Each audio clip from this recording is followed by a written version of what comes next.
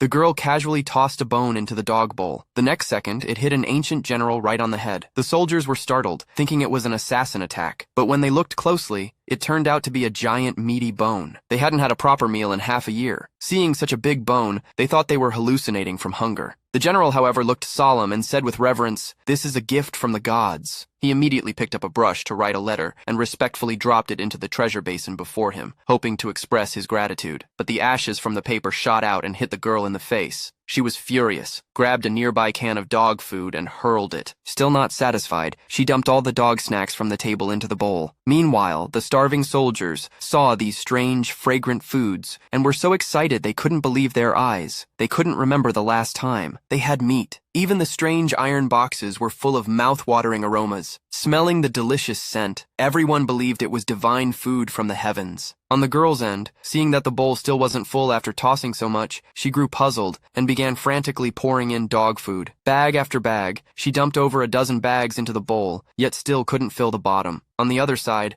the general looked at the meat piled high in the basin and was overwhelmed with emotion. He immediately distributed the food among his men, but the deputy reminded him calmly, "This may relieve our hunger for now, but without a water source, we won't last 3 days." The general's face turned grim, knowing their only chance at survival was to continue praying to the gods. So he sincerely pleaded for spring water and solemnly vowed to devote his life in service to the gods, swearing never to marry. Back in the modern world, the girl, determined to fill the bowl, turned on the tap. But even as the water flowed continuously, the bowl still showed no sign of filling up. She was utterly baffled, so she decided to let the faucet run for 3 days and nights to see what would happen. At the same time, a crystal-clear spring burst from the treasure basin in the past. Everyone was overjoyed, and the general knelt in front of the basin for 3 days and nights to show his gratitude. Meanwhile, in the modern world, the girl woke up to a call from the water company. They informed her she had used 500 tons of water in 3 days. She quickly turned off the tap. But when she saw the still empty bowl, she thought something was off and kicked it 10 meters across the room. To her shock, a blood-stained letter floated out from it. The letter said, "Foreign invaders have struck. The people are suffering. Famine follows and the general holds the border alone,